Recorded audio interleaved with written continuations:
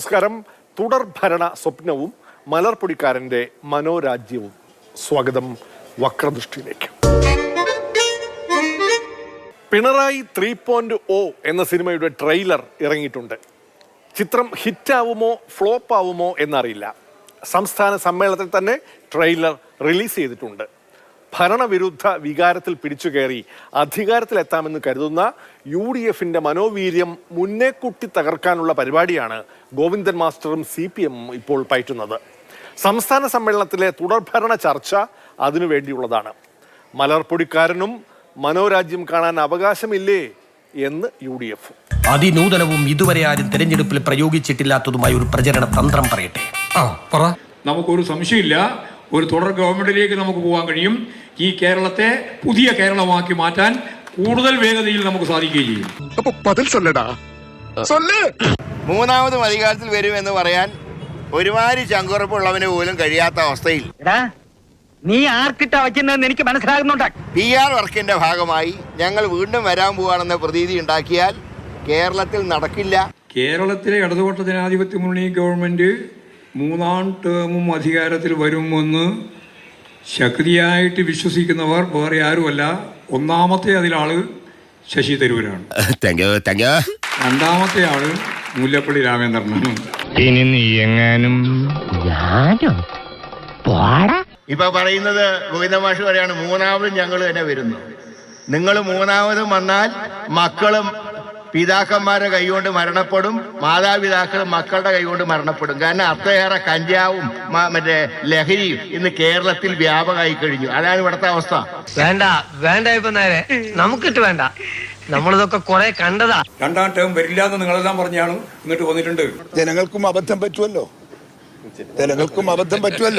ഇനി മൂന്നാം ടേമും വരില്ല എന്ന് നിങ്ങളെല്ലാം പറയും, എന്നാലും വരും. എന്തോ എങ്ങനെ ആ തുടർഭരണത്തിന് വീണ്ടും ഒരു തുടർച്ച നേടിയെടുക്കാൻ കഴിയുന്ന വിധത്തിലുള്ള ചർച്ചകളും തീരുമാനങ്ങളും കൊല്ലം സംസ്ഥാന സമ്മേളനത്തിൽ നടക്കുമോ എന്നതാണ് ഈ നാടും നമ്മളും ഉറ്റുനോക്കിക്കൊണ്ടിരിക്കുന്ന കാര്യം. മൂന്നാമത് ഞങ്ങൾ അധികാരത്തിൽ വരുമ്പോൾ ഈ നാട്ടിൽ ഉണ്ടാക്കാൻ പോകുന്ന വികസനങ്ങളെ കുറിച്ചാണ് ഇന്നത്തെ സെമിനാർ. അത് ഈ മലർപ്പൊടിക്കാരന്റെ സ്വപ്നം പോലെ ഇനി കിട്ടാതിരിക്കോടാ. എന്റെ തലേ കിട്ടും. എനിക്കങ്ങോട്ടും 100 സീറ്റിലധികം നേടി അധികാരത്തിലെത്തുമെന്ന് ഹൈക്കമാൻഡിന് ഉറപ്പ് കൊടുത്തിട്ടാണ് പ്രതിപക്ഷ നേതാവ് VD സതീശൻ തിരിച്ചെത്തിയിരിക്കുന്നത്. ആത്മവിശ്വാസത്തിന് കുറവൊന്നുമില്ല. എന്നാൽ 100 സീറ്റ് എന്ന ഉറപ്പിൽ ഒരു ഉപാധി കൂട്ടിച്ചേർക്കുകയാണ് ഇപ്പോൾ VD സതീശൻ. ഞങ്ങൾ കഠിനാധ്വാനം ചെയ്ത് ഞങ്ങൾ 100 സീറ്റിലധികം ോടുകൂടി ഞങ്ങൾ അധികാരത്തിൽ വരും. കഠിനാധ്വാനം ചെയ്ത് കണ്ടീഷനിലാണ്. കഠിനാധ്വാനം ചെയ്താലേ നല്ല വിജയം ഉണ്ടാവുള്ളൂ. ആ കഠിനാധ്വാനം ചെയ്ത് ഞങ്ങൾ 100 സീറ്റിനധികം അധികാരത്തിൽ വരും. അപ്പൊ പിന്നെ അടുത്ത മുഖ്യമന്ത്രി എന്താ ഇത്ര സംശയം? താൻ തന്നെ. കോൺഗ്രസ് വിചാരിച്ചാലേ നടക്കും. മുഖ്യമന്ത്രി പ്രശ്നമുണ്ട്. രമേശ് ചെന്നിത്തല അതിന് മോശക്കാരൊന്നുമല്ല. മുഖ്യമന്ത്രിയായിട്ട് അദ്ദേഹം വരട്ടെ എന്ന് ഞാൻ ആശംസിക്കുകയാണ്. സാറിനൊന്നും നോക്കിയാ പോരെ.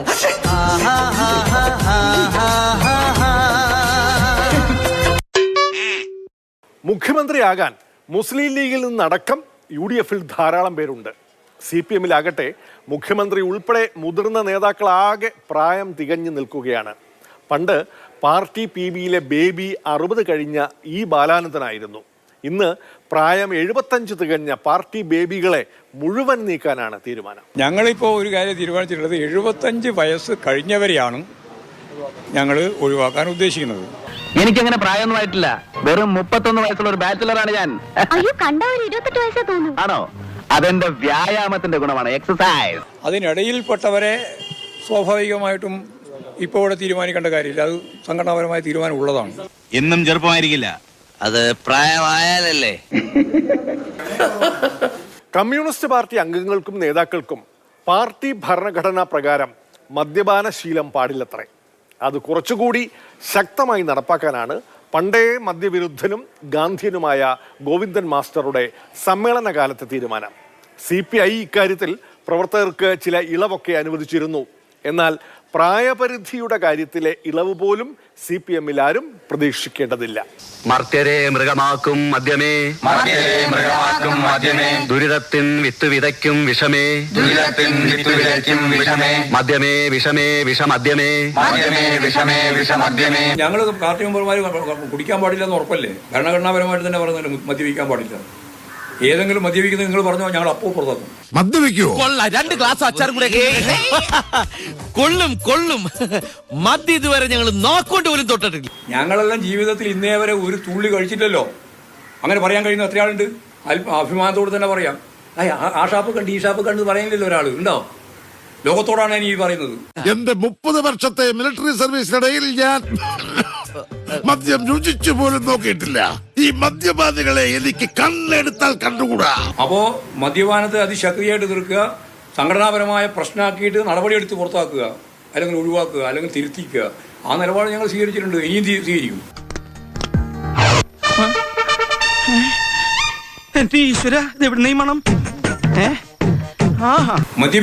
മദ്യപിക്കൂല, സിഗരറ്റ് വലിക്കില്ല, അങ്ങനെ വലിക്കാൻ പാടില്ല എന്ന ദാർശനികമായ ധാരണയിൽ നിന്ന് വന്നവരാ ഞങ്ങളെല്ലാം. അതെ, മദ്യത്തിന്റെ മണം തന്നെ. എന്റെ ഈശ്വര, ഈ തറവാട്ടിൽ കുടിക്കേ ഞാൻ ശരിയാക്കി തരാം. കമ്മ്യൂണിസ്റ്റുകാര് മദ്യപിച്ച് പരസ്യമായിട്ട് ജനമധ്യ വരാൻ പാടില്ല. അവർ ജനങ്ങൾ 4 കാലം കാണാൻ പാടില്ല. കള്ളു കൊടുക്കാൻ വേണ്ടി ചൂത്ത കമ്പനിപ്പെടാൻ പാടില്ല. പ്രമാണിമാരുടെയും കള്ളന്മാരുടെയും സൈഡിൽ നിന്ന് പണം മേടിച്ച് കുടിക്കുന്ന കമ്പനിപ്പെടാൻ പാടില്ല. മദ്യം വിഷാണെന്നാണ് എല്ലാ മതഗ്രന്ഥങ്ങളും പറയണേ. അത് തന്നെയാണ് മംഗലജി എന്നോട് പറഞ്ഞത്. അത് ഞാനിങ്ങനെ തള്ളി പറയാ. നിനക്കത് ശരിയാണെന്ന് തോന്നില്ലേ തങ്കച്ച? മദ്യനിരോധനമല്ല, മദ്യവർജനമാണല്ലോ പാർട്ടി നയം. അതനുസരിച്ച് ഘട്ടം ഘട്ടമായി പാർട്ടിയിൽ മദ്യനിരോധനം നടപ്പാക്കാനാണോ ഉദ്ദേശ്യം? എവിടെയോ ഒരു സുപ്രഭാതത്തിൽ വെളിപാടുണ്ടായിട്ട് പറഞ്ഞതല്ല, കൃത്യമായ രാഷ്ട്രീയ ധാരണയെ അടിസ്ഥാനപ്പെടുത്തിയിട്ട് വിശദീകരിച്ചതാണ്. അതിലേക്കാണ് നമ്മൾ എത്തേണ്ടത്. അതിപ്പോ ഒരു ദിവസം കൊണ്ട് 2 ദിവസം കൊണ്ട് അത് പൂർത്തിയാക്കുമെന്ന് ഞാൻ പറയുന്നില്ല. താൻ തൊട്ടെന്റെ പാഞ്ചി പറയണേ, താൻ വിചാരിച്ചത് വെള്ളയപ്പങ്ങാടിയിൽ വെള്ളയപ്പം ഉണ്ടാക്കണ ടീം ടീം ടീം എന്ന് പറഞ്ഞുണ്ടാക്കിയതാ. അതിപ്പോ ഒരു ദിവസം കൊണ്ട് 2 ദിവസം കൊണ്ട് അത് പൂർത്തിയാക്കുമെന്ന് ഞാൻ പറയുന്നില്ല. ഇത് കഷ്ടപ്പെട്ടെന്നെ കിട്ടുള്ളൂ. CPI-ൽ പക്ഷേ ഈയിടെ ചില ഇളവുകൾ വരുത്തിയിട്ടുണ്ട്. പുതിയ സെക്രട്ടറി ബിനോയ് വിശ്വം. അല്പം എന്റർടൈൻമെന്റ് ഒക്കെ ആരാണ് ആഗ്രഹിക്കാത്തത്? CPI-ൽ അല്പം മിനുങ്ങാമോ സഖാവേ? മദ്യപാനശീലം ഉണ്ടെങ്കിൽ വീട്ടിൽ വെച്ചയക്കൂ. CPM-ൽ കുടിയേ പാടില്ല. CPI-ൽ പരസ്യ മദ്യപാനത്തിനാണ് വിലക്ക്. അപ്പോൾ അല്പം സേവിക്കുന്ന ശീലമുള്ള അണികളും അനുഭാവികളും ഇനി എന്തു ചെയ്യും? അവർ ഏതു പാർട്ടിയിൽ പോകും? കുടിക്കാത്തവർക്ക് പാർട്ടിയായിട്ട് ബന്ധപ്പെട്ട് പ്രവർത്തിക്കുന്നതിൽ യാതൊരു കുഴപ്പമില്ല. അവർ നമ്മുടെ പാർട്ടി മെമ്പർമാരല്ലാതിരിക്കുമല്ലോ. അനുഭാവികൾ അതുപോലുള്ള ആളുകളായിട്ട് പാർട്ടി ബന്ധുക്കളായിട്ട് എല്ലാവർക്കും തുടരാം. അവരൊന്നും ഞങ്ങൾ മദ്യപന്മാർ പാർട്ടിയായിട്ട് ബന്ധമില്ലാന്ന് ഞാൻ പറഞ്ഞിട്ടില്ല. ടൈം അത്രയാ? എങ്ങനെയാ നിനക്കതൊക്കെ എങ്ങനെയാ സാധിക്കുന്നത്?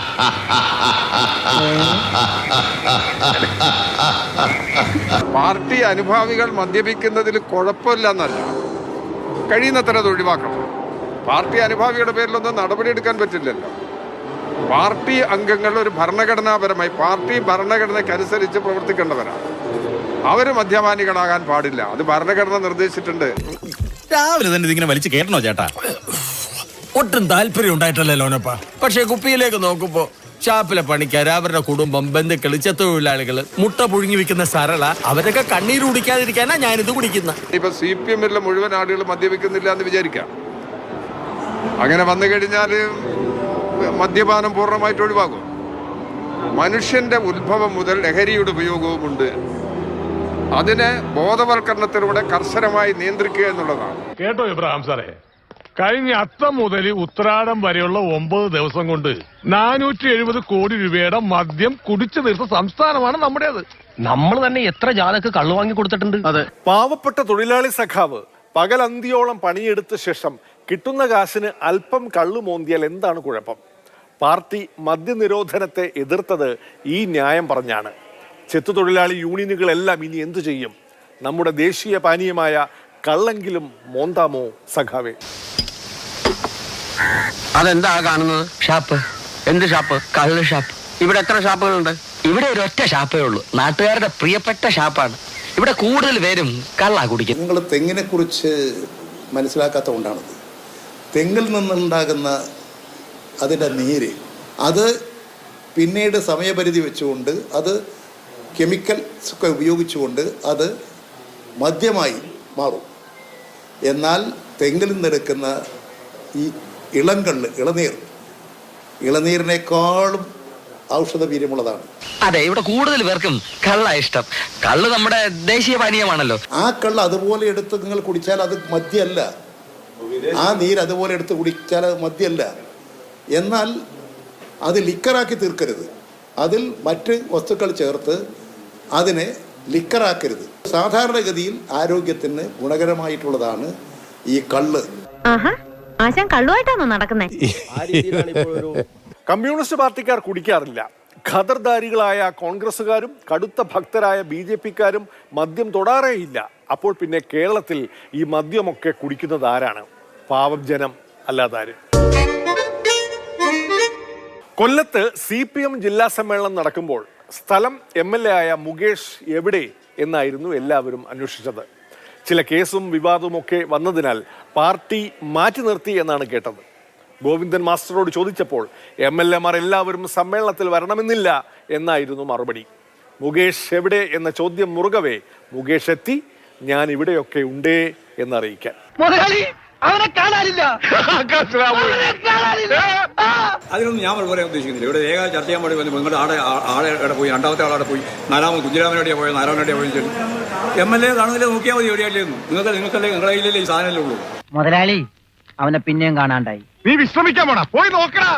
ജനങ്ങളല്ല, നിങ്ങൾ ചോദിക്കുന്നതാണ്. ജനങ്ങൾക്ക് ഇതൊന്നും ഒരു വർഷമുള്ള കാര്യമല്ലോ. സമ്മേളനത്തിൽ ആരൊക്കെ വന്നിട്ടുണ്ട്, ആരൊക്കെ വന്നില്ല നോക്കിയിട്ട് അവൻ എന്തേടാ എങ്ങാനും പോയിന്നറിയില്ല. ഇവിടം വരെ ഞങ്ങളുടെ മുമ്പിലുണ്ടായിരുന്നു. എന്നിട്ട് ഇവിടെ കുഴി കുഴിച്ച് താഴോട്ട് പോയാ. പാർട്ടി കോൺഗ്രസിന്റെ അകത്ത് നമ്മുടെ പാർട്ടി MLA-മാരും വന്നിട്ടുണ്ടോ? അത് തന്നെയാ പറഞ്ഞത്. ആ സമ്മേളനത്തിന്റെ അകത്ത് എല്ലാ MLA-മാരോ MP-മാരോ ഉണ്ടാവില്ല.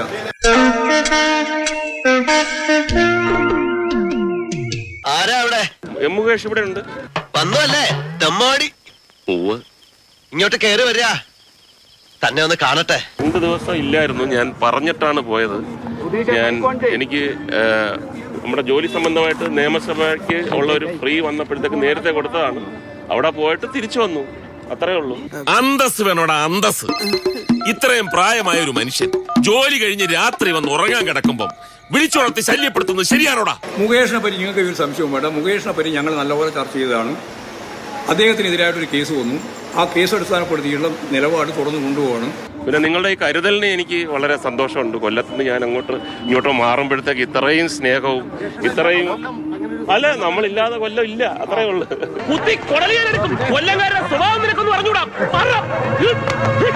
സിനിമ ഷൂട്ടിങ്ങിലായിരുന്നു എന്നാണ് മുകേഷിന്റെ വിശദീകരണം. മറ്റുള്ള MLA-മാരും രാഷ്ട്രീയക്കാരും മുകേഷിനെ കണ്ടുപഠിക്കണം. സമ്മേളനമാകട്ടെ തിരക്കാകട്ടെ സ്വന്തം ജോലിയോടുള്ള ആത്മാർത്ഥതയിൽ വിട്ടുവീഴ്ചയില്ല. ഇങ്ങനെ തൊഴിലെടുത്ത് ജീവിക്കുന്ന എത്ര നേതാക്കളുണ്ട്. അപ്പൊ ഇന്ന് രാവിലെ ലണ്ടനിൽ നിന്ന് ഒരാൾ എന്നെ വിളിച്ചു. സംസ്ഥാന സമ്മേളനത്തിന് പോകുന്നില്ലേ? ഞാൻ പറഞ്ഞത് ഞാൻ പൂയപ്പള്ളിയിലെ ബ്രാഞ്ച് സെക്രട്ടറിയാണ്. ഞാൻ പറഞ്ഞു എന്താണ് ലണ്ടനിൽ പോയത്?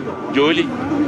ഞാൻ പറഞ്ഞു ജോലിയാണ് ഞാനും പോയത്, ഇന്ന് വരും, അത്രേ ഉള്ളൂ. ജോലിക്കൊരു പ്രാധാന്യം കൊടുക്കണം, അതുകൊണ്ടല്ലേ ജീവിതമാർഗമല്ലേ. വരുന്ന മാസങ്ങളിലെ MLA-യുടെ ഔട്ട്സൈഡ് പ്രോഗ്രാമുകൾ മുൻകൂട്ടി അറിയിക്കുകയാണ്.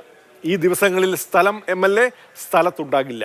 മുകേഷ് എവിടെ എന്ന ചോദ്യവുമായി മാധ്യമങ്ങൾ അന്ന് വരരുത് പ്ലീസ്. ഇനി ഒരു കാർഡുണ്ട്. അടുത്ത മാസം 3 ദിവസം ചെന്നൈയിലാണ്, 2 ദിവസം മൈസൂരിലാണ്. അങ്ങനെ തിരക്കിട്ടൊരു ടൂർ പരിപാടി. ഞാനും ടാറ്റയും ബിസിനസ്മാൻമാരായി പോയില്ലേ, എന്ത് ചെയ്യാം. ഏപ്രിൽ 22 മുതൽ MLA-മാരുടെ ഒരു ടൂറ് കാശ്മീർ, ഡൽഹി, ഹൈദരാബാദ് എല്ലാം കൂടെ ഒന്ന് അറിയിപ്പിക്കുകയാണ് കാര്യം. ആ സമയത്ത് ബഹളം ഉണ്ടാക്കുന്നത്. ഞാനൊരു ഉലകം ചുറ്റും ബാലിവൻ. ഇന്ന് ഇന്ത്യയിലാണെങ്കിൽ നാളെ കേരളത്തിൽ, ഇന്ന് കേരളത്തിലാണെങ്കിൽ നാളെ കോട്ടയത്ത്, മറ്റന്നാൾ USA-ലാണെങ്കിൽ പിറ്റന്നാൾ അമേരിക്കയിലെ വാഷിംഗ് മെഷീനിൽ.